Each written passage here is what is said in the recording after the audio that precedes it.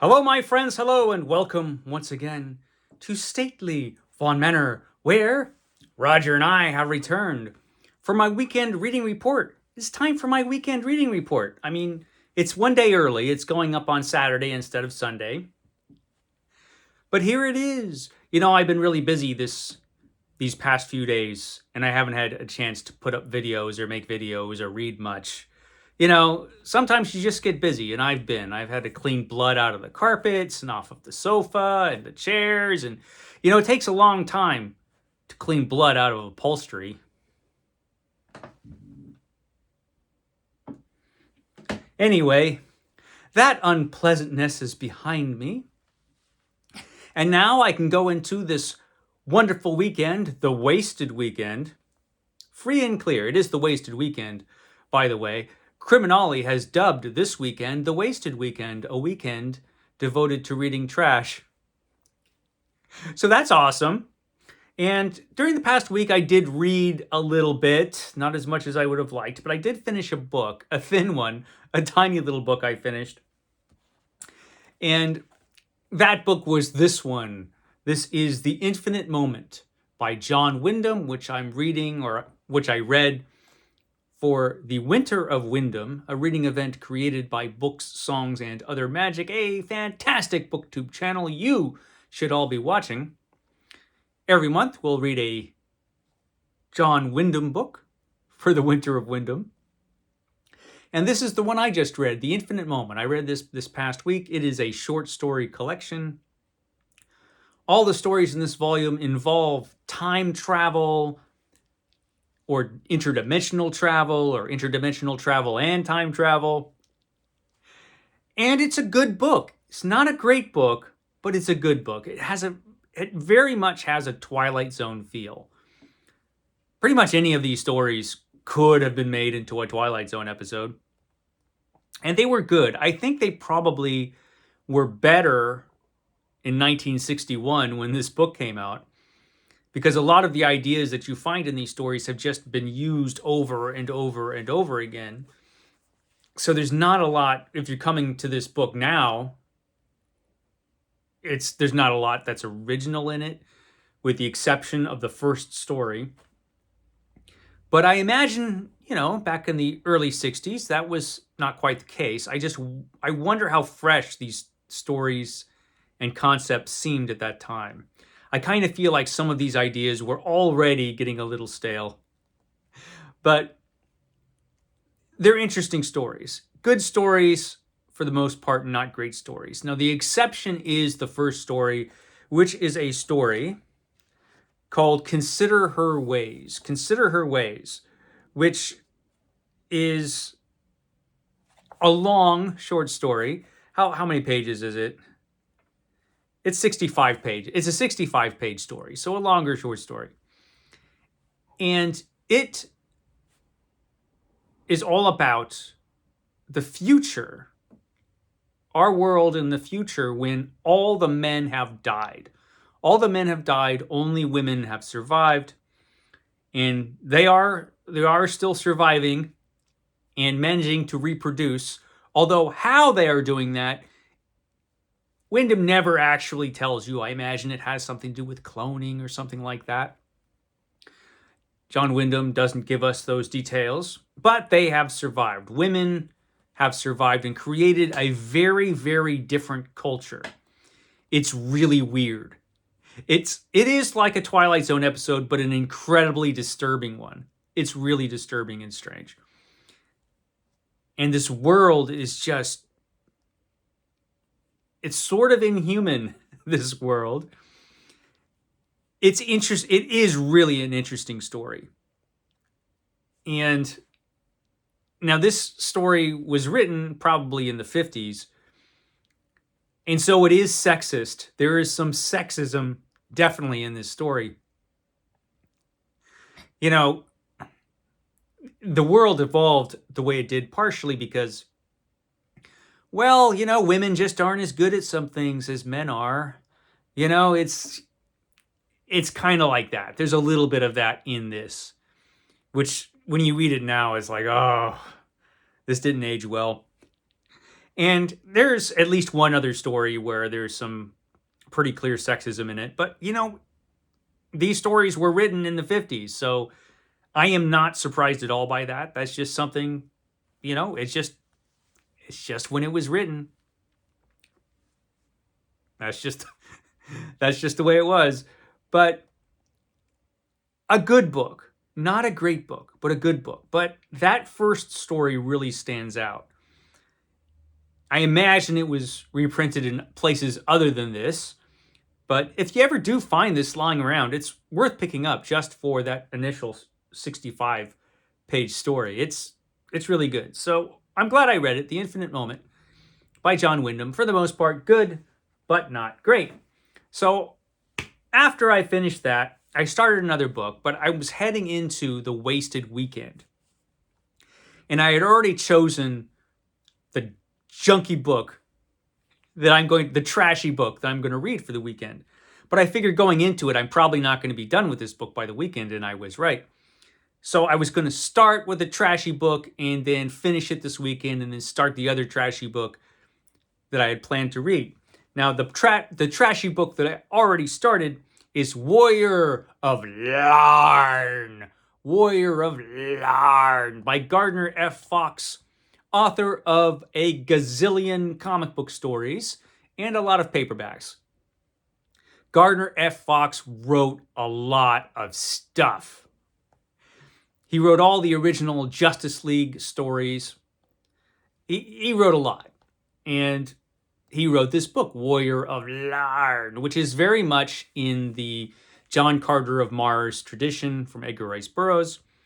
It's basically a John Carter Princess of Mars pastiche novel. I'm only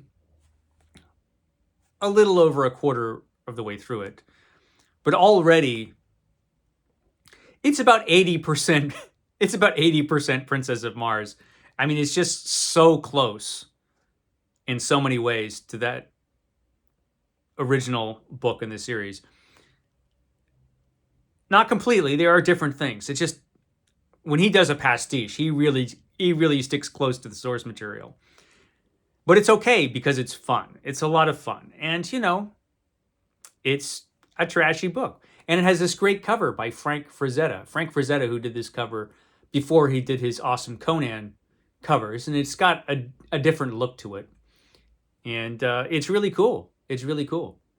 And he really managed to paint this character and this animal as they appear in the novel. So that's pretty cool in itself. I should be able to finish this. Well, this will be going up today. This will be on Saturday. So I should finish this today on Saturday. And tomorrow I will start the book that I had planned to read for the wasted weekend. And that is Brak the Barbarian. Brak the Barbarian by John Jakes. Into the thrice-fired hell of Yob Hoggoth strode the yellow-haired giant of the north. There he is. That's the yellow-haired giant of the north himself, Brak the Barbarian. There are at least 4 Brak books, and this is the first one. And so I'm going to be reading this. John Jakes, who wrote a bunch of historical novels. And this. So, yeah, Brak the Barbarian. This is going to be fun. I look forward to that. Now, I probably won't finish this on Sunday, but I probably will. I might finish this on Monday because it's a 3-day weekend for me. So I don't have to work on Monday. So maybe I'll finish off Brak. But I'm not finished with trash quite yet after that because I've decided I'm going to pick up a spider novel, The Spider from the Pulps.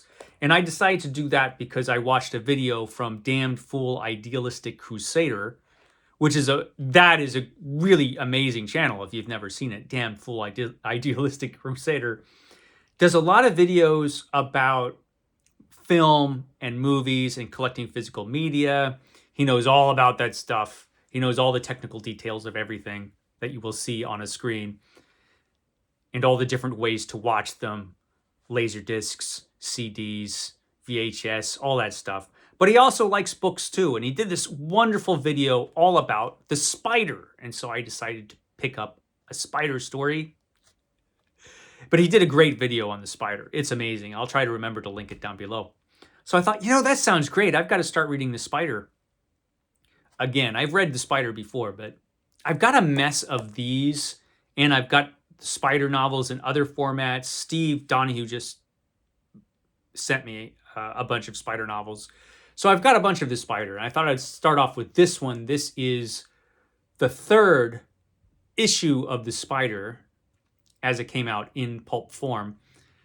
I think this is the first issue that Norville Page wrote.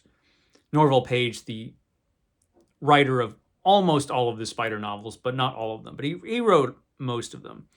And his spider was just crazy. It was just an insane pulp. It's pulptastic. And this is Wings of the Black Death. Wings of the Black Death.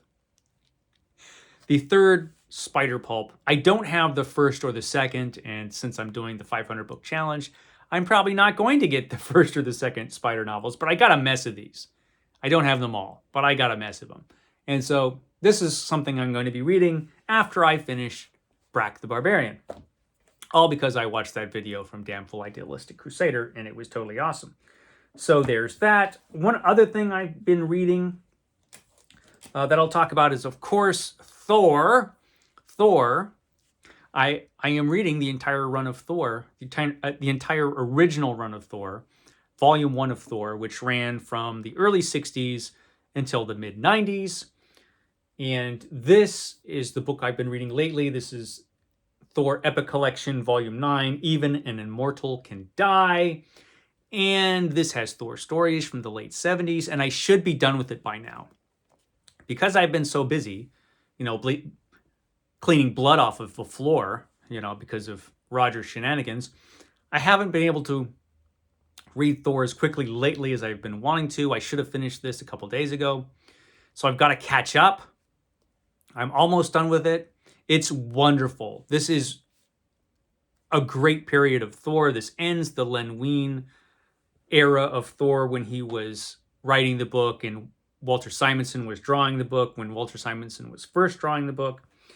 And then Roy Thomas, the great Roy Thomas, one of the greatest comic book writers of all time, took over the book, and John Buscema comes back to Thor for a while to do this initial story from Roy Thomas, and it's just amazing. It's fantastic. Great stuff. And so I'll probably finish this. If it's Saturday, I'll finish it today. And the bad thing is that I've been reading these in the Epic Collection, so this is the 9th one. But there is no Epic Collection Volume 10. There's a Volume 11, but there's no Volume 10 because Marvel doesn't print these in chronological order. The 10th Epic Collection is going to be printed this year, but not till October, so that's too late for me. So what I'm going to do is, after this is finished, I'm just going to be having to read the issues of Thor that would be in that 10th Epic Collection on my tablet. I'll read them that way. And then I'll read Volume 11. Reading comic books electronically on the tablet isn't as cool or fun as reading them in an Epic Collection, but it's the only way I could read the story, so that's what I'm going to do. Okay, so that's all the stuff I'm going to be reading and have read. And I did get some things in the mail.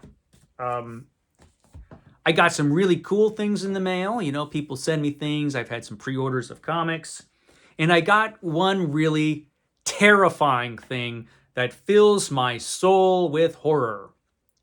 Not because it's a horror novel, but it kind of is, but because the thought of reading this, cold sweat just breaks out on my forehead. Now,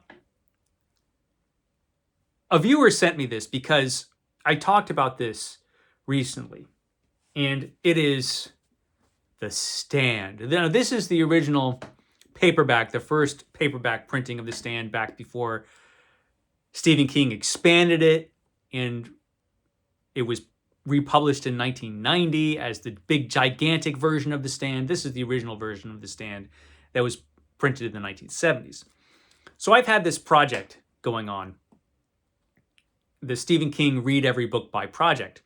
And when I got to The Stand, I was thinking, you know what? There's no way I'm going to want to read The Stand twice. So I'm not going to read a 1970s version and then read the 1990s version. Even though I was at the point in Stephen King's career when it was the 1970s, I decided I'm just going to read the 90s version. You know, it's just The Stand, but expanded. Which actually was probably a mistake, because the 1990s version, or the version that came out in 1990, is different from this in other ways than just that one being expanded and having more material. He also changed some things in the text. He changed a bunch of cultural references that you would find from the 1970s and updated them to late 1980s cultural references, which of course are also hopelessly outdated now. And so it would have been better actually to have read the 1970s version and then gone back and checked out the 1990s version and found out what the differences were. But I was like, man, there's no way I'm going to read this book twice. And I had a lot of problems with The Stand. The Stand, I did a whole half-hour video on my feelings about The Stand. It's a mess of a book. Has some great stuff in there, has some terrible stuff in there, has some great characters, has some awful characters. But I do wonder if this version was actually better than the expanded version. The expanded version is Stephen King's preferred version. But I was like, man, if I had the 70s version, I would be tempted to read it, you know. I said this out loud, and a viewer sent me this. And so now I am duty-bound to read The Stand again in the original 1970s version. And I will read it when I get to the point where the 1990s version came out. So I'll just be reading them backwards. So I am going to read The Stand again because somebody did go out of their way to send this to me, and I do appreciate that. Because I did not have the 70s version, and now I do. The cover is really cool. The cover is better than the version that I had. I don't have it anymore. I think I put it in a little free library or something. But now I have this original version, which I am not going to put in a little free library. I'm going to hold on to this one. So I got this, and this is the one that fills me full of horror at the thought of reading The Stand again. Maybe I'll like it a lot better this time. We'll see. Maybe this version is great. We'll see. So I got that. Thank you for sending that to me, kind viewer. And I got another thing from a viewer, which really surprised me. And actually came from Lisa, who also sent me a book. She sent me The Last Man by Mary Shelley. She sent me a physical copy of that, which was really cool. But then she sent me this, which really caught me off guard. I wasn't expecting this.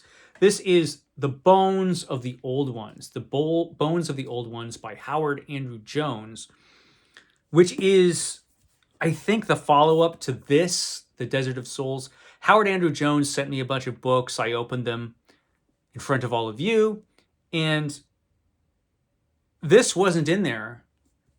And I guess she noticed that and went out of her way to find me a copy and send it to me. And it's like an ex-library copy. This is from Fasco County Library Cooperative. It's from Fasco County, wherever that is. Does it have any other library stuff in here? It says that on the side. Yeah, so I don't know why, if you have this in your library, that you would get rid of it. Yeah, Lands O' Lake Branch. Lands O' Lake Branch. So this was an old library copy. And so now it is mine, which is cool because, you know, like I said, I didn't have it. So it's the follow-up to this, apparently. The Bones of the Old Ones. That's really cool. I was really surprised to get that. I wasn't expecting that. So those are the things that kind people sent me. And I got a couple of the things that were pre-ordered comic books. One of these I forgot I pre-ordered, and I forgot I pre-ordered this one. This is Conan the Barbarian, bound in black stone. This just arrived a couple days ago. I was like, damn, I forgot I ordered that. And I've read this story before, but now I have it all in one volume. This is the new Titan Comics version of Conan. This is the first storyline that showed up in the first 5 issues. First 4 issues, excuse me. Also, it has the Free Comic Book Day story, which introduces the whole thing. And I'm glad that they included that, because it's some of the best stuff in the whole book is the opening. This is an interesting story. I had some issues with it. It finished strong. This story finished strong, from what I remember. But I'm going to reread it, and I'm going to be talking about this on the next Epic Comic Book Wednesday, probably. I'll check in with Steve and see if he has all the issues. But Bound in Black Stone, Conan the Barbarian. It's really cool. And so there's that. I actually look forward to talking about that on Epic Comic Book Wednesday. It's going to be really cool. And the next thing that I got is another Epic Collection, Luke Cage Volume 2. Luke Cage Volume 2. There should be, I believe there's only going to be 2 Epic Collections for Luke Cage, and I have them both now because this is Volume 2. So Volume 1 came out a while ago. This is Volume 2. And then the Luke Cage series changed. It went from being Luke Cage, then it became Power Man, and then it became Power Man and Iron Fist, which is the series I remember when I was younger, which was a great series, Power Man and Iron Fist. I liked it. But so these are the last issues of Luke Cage, Power Man, in his solo adventures before he started hanging out with Iron Fist. So I was happy to get this. This is pretty cool. And I think, is that everything? Did I cover everything? I think I did. Okay, guys, I will catch you next time.